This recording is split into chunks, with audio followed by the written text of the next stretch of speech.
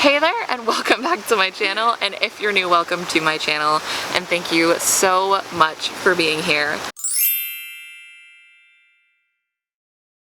I'm back with my friend Chloe. If you guys saw my last sex and intimacy video, you will probably recognize her. You guys loved her, which I'm not shocked by, but I'm gonna quickly have her just like give her deets one more time while I pull up the questions, just in case you haven't seen it, so if you want to go ahead. I'm Chloe, like Sarah was saying. My Instagram is at littlebbkemp, which Sarah will link down below here. I will. And that's really the only thing that I use that's relevant. So as I said, ask you guys again for more like sex and intimacy questions. I honestly don't know where I put the stuff that we didn't answer last time, so I really apologize if you guys were really looking forward to that. I'm just terrible and don't know where any of it went. Send your question again and we'll get it next time. Exactly. So basically what I'm trying to say is ask your questions here or send me something on Instagram or even to Chloe's Instagram and we'll save it for the next time. So we have some questions to answer for you guys. Do you want to start with the first one? Sure. Okay. And all of these are going to remain anonymous, just so you guys know. I'm 21 years old and still a virgin, and I feel if I ever get intimate with a guy, he's gonna judge me. I don't think so. I don't... Okay, not to sound kind of like gross, but in some ways like guys like really weirdly value virgins too. Not to say that you should ever go for a guy or let a guy who's like weirdly into the fact that you're a virgin like take your virginity, because I think that's like a #1 sign. That's an immediate red flag. Exactly. Like, I straight up got bitten by a mosquito here, like I can feel it. Oh my god. The person that you're with should be understanding, and if they're not, it's not the person that you should be with.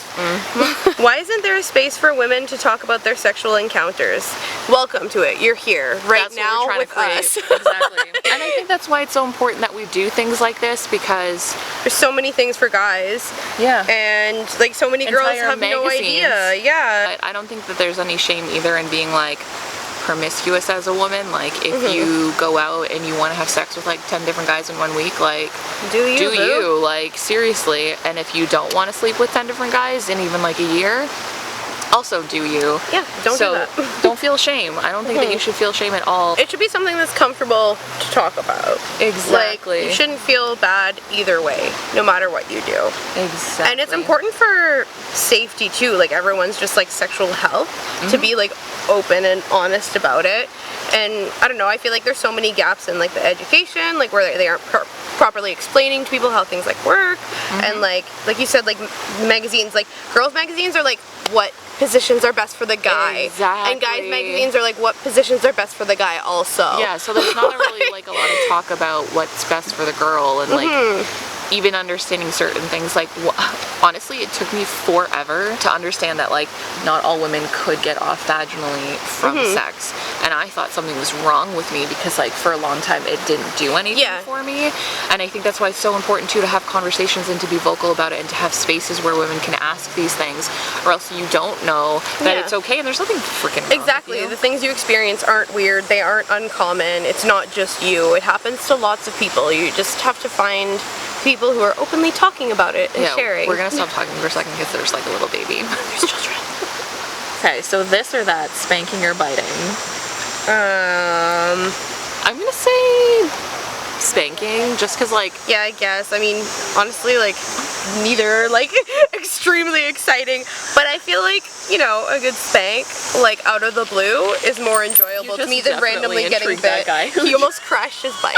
No, I'm kidding. He freaking sounded like he halted and was just like, oh my god, I really hope that audio caught that sound. Yeah, I guess I prefer spank. Not super into either, but a spank is more preferable than randomly being bit. Then I'm like, what is going on? You know what? I prefer like I like a good soft nibble, but like I've realized I just feel like sometimes people go into the bite too quickly.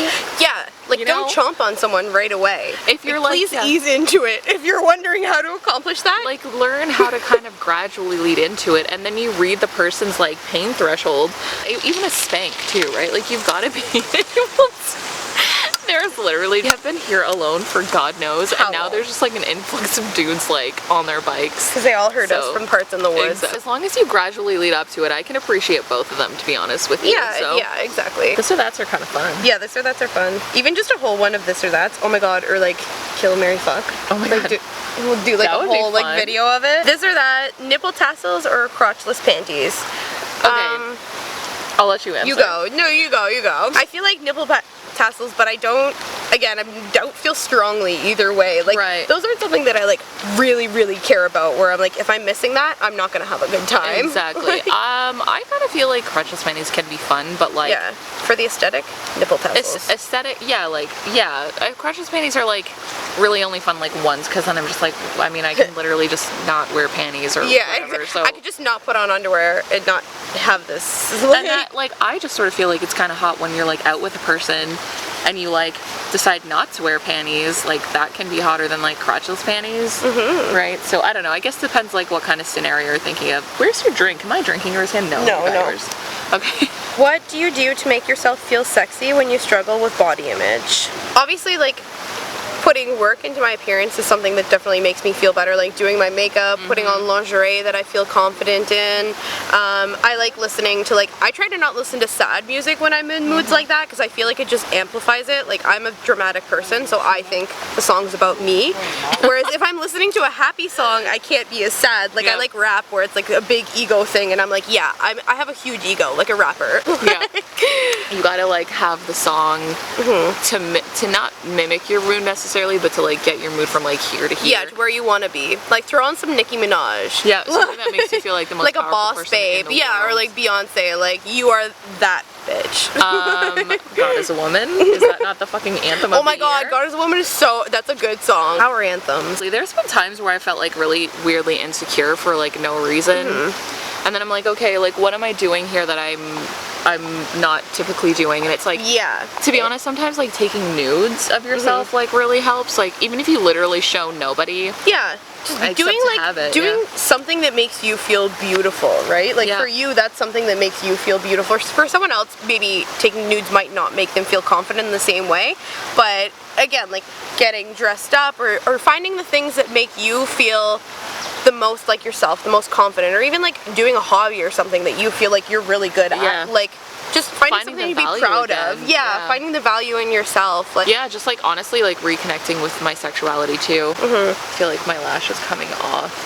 There we go, we're good. Revisiting like what makes me feel sexy in the first place, and that sometimes like getting lingerie on or taking nudes, not necessarily get like validation, but to just kind of like share what you feel good about, and then I guess in ways to get that validation from people to be like, yeah, I know I look good, but like other people know I look good now. And do you feel comfortable on top with your belly? I feel so uncomfortable. Okay, so honestly, like there was a while where I didn't, and I'd say this was like when I first started having sex in the first place. I definitely felt insecure in the beginning, like for sure, but now I don't, because I think I've experienced a lot of positive situations like involving my belly, and due to like not only don't mind but like have been like actively into it.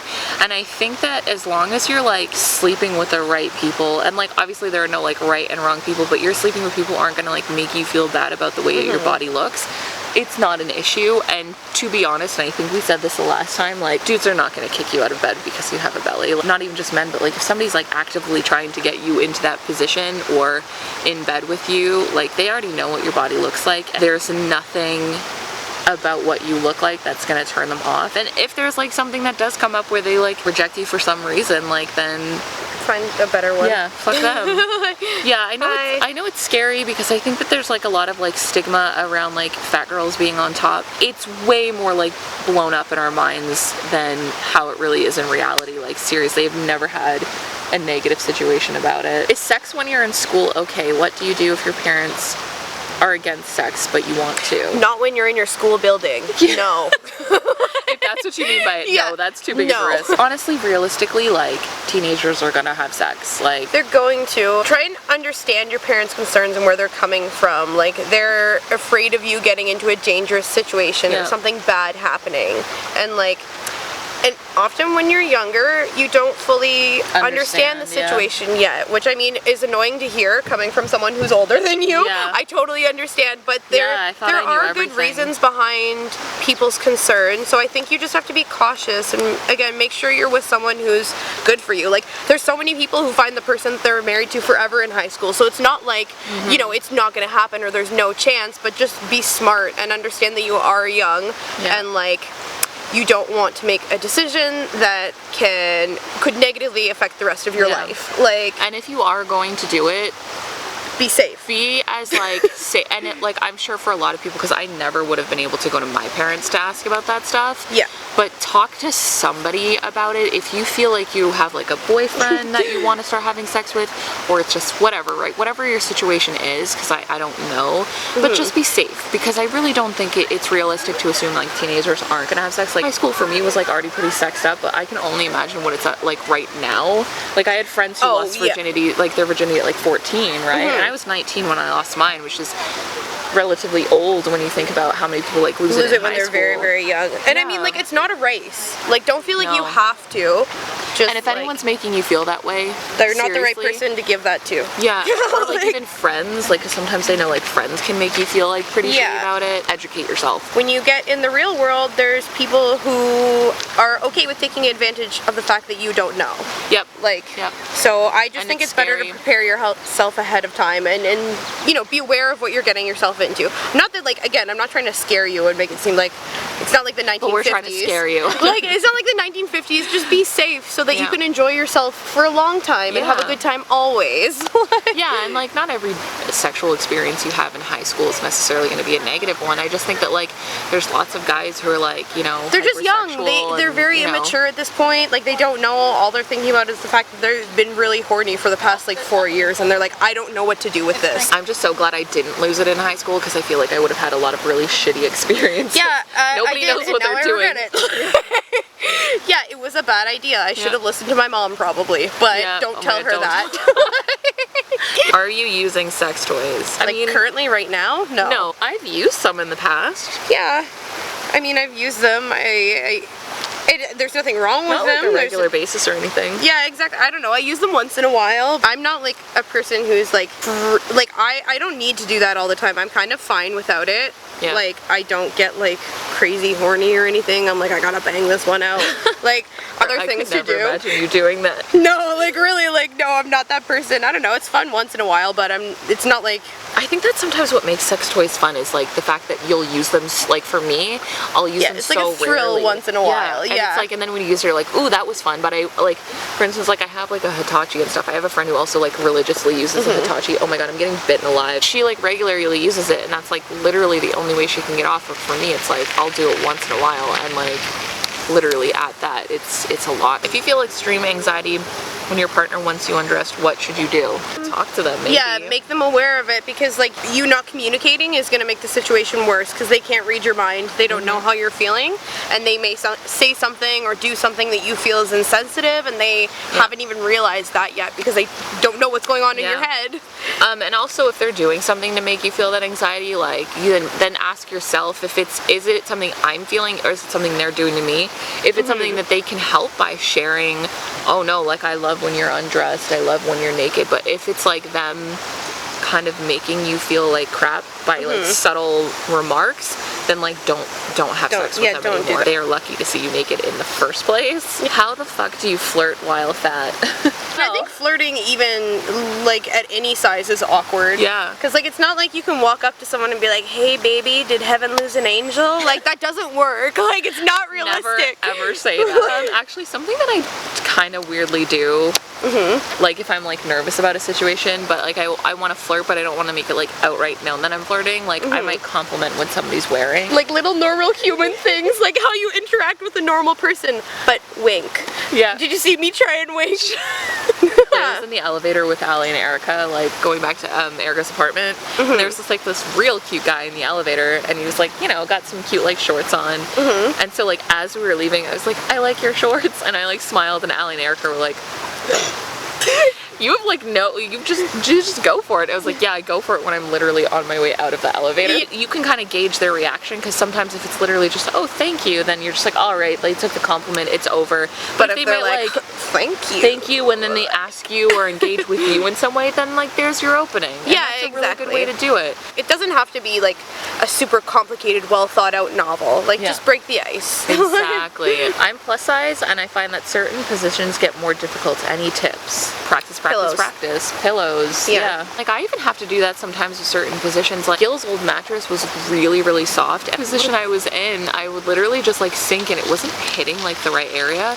So we just like added a pillow, and it changed everything. Add assistance if you need, and like practice. Get someone to hold you while you like get a third person. Hi, baby. Oh, she's so beautiful. Hi, beautiful. Hi. I would love for you Looking to say for hi. permission. I would love for you to say hi. Oh my gosh. I would love Look at this baby. Hi. Hi, baby. What's her name? I love Sunshine. You, Sunshine. I love you. What a sweet girl. Okay, you want to record? That was a brief pause for you guys. The real world called. Yeah. Oh my god, Sarah, that would be such a cute dog for you, a little white poodle. It would go with all of your outfits. Do you guys have sex naked or not sometimes?